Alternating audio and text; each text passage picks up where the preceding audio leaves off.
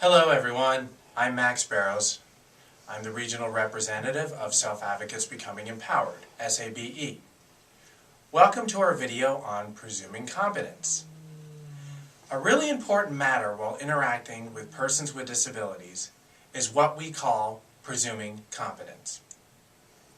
When we use the words presume competence, we mean not making any assumptions about what a person is capable of doing. You might meet someone with a disability and think a person can't do everything by themselves, but do not assume that. This is important because while persons with disabilities need support at times, they want to have the opportunity to accomplish things on their own. Historically, persons with disabilities were not seen as capable. They were often segregated from our society, put in institutions, and limited to just sheltered workshops. This created a false image of persons with disabilities. Today, we want to be seen as productive and included in all aspects of society. We want opportunities to work real jobs for real pay. We are entitled to support to live full lives in our communities. Often, people who have limited speech are not given opportunities to communicate. But nowadays, some people with disabilities use typing to communicate. Because of this, they are now seen as thoughtful and intelligent. It may be easy to think that someone who is nonverbal doesn't put much thought into the world. Using other ways to communicate can bust that myth. We are asking you to change your attitudes toward persons with disabilities. Give us a chance to do things.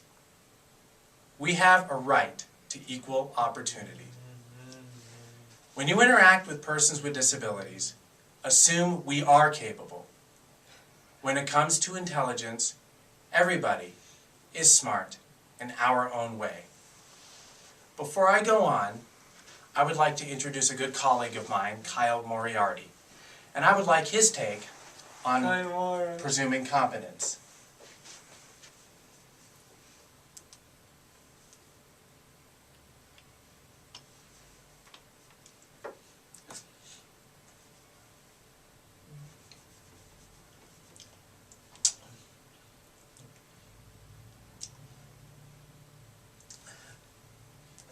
I want to let the lookers know that I'm a real person in this body.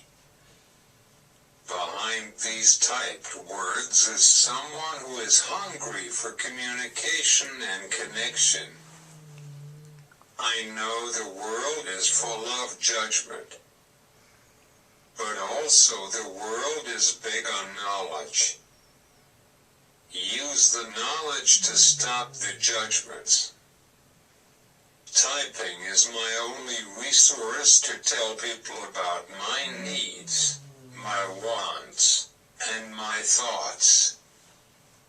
For me and others who use typing to communicate, this is how we share what's in our mind and body.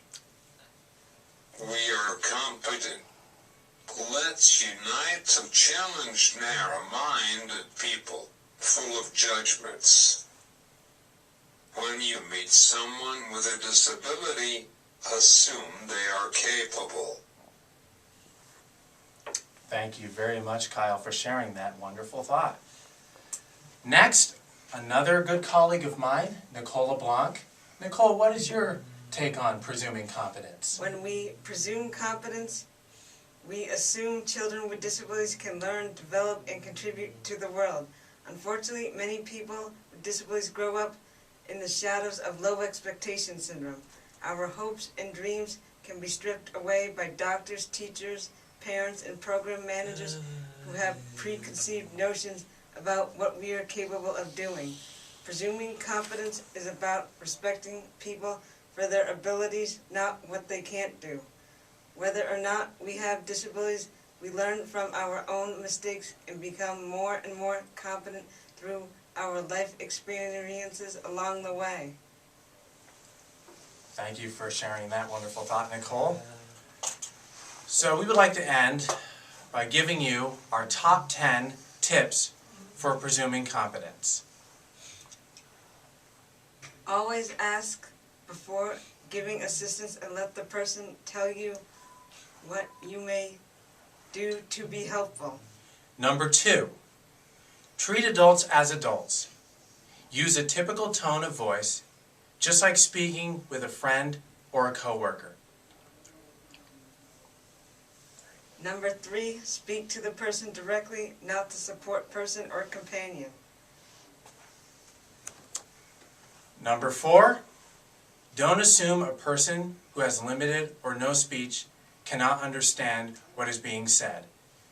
People usually understand more than they can express.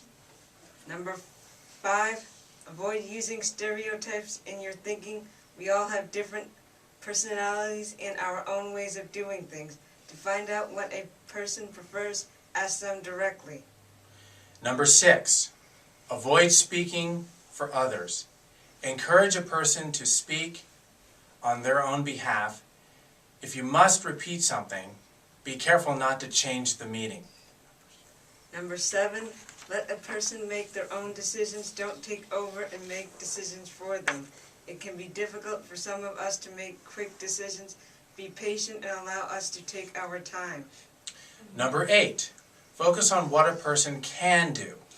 All people want a chance to live a typical life just like everybody else. Number 9, find ways to include a person in a conversation. Do not talk about the person to others as if they're not there. And number 10, as Doug Bicklin said, if you want to see competence, it helps if you look for it.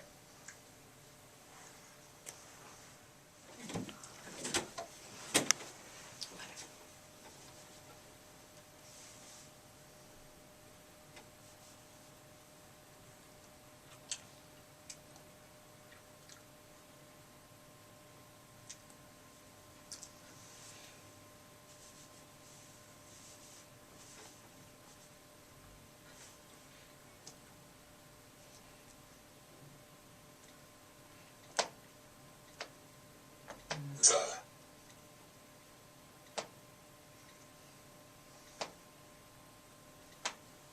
NK U all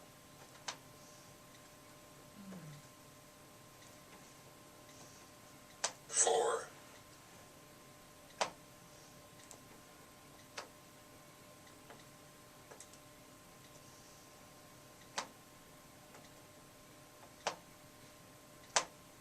taking time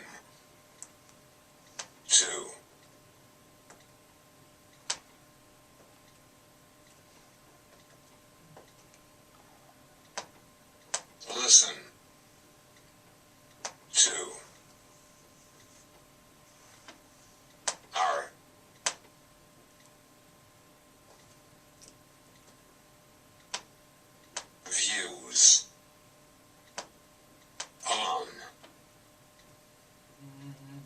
on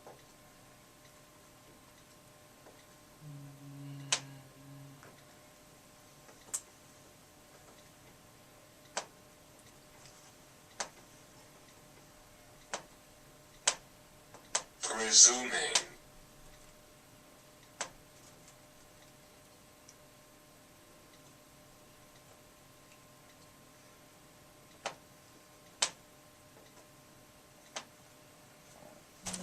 Thank you all for taking time to listen to our views on presuming competence. And we look forward to seeing you in our next video. Say something. Goodbye.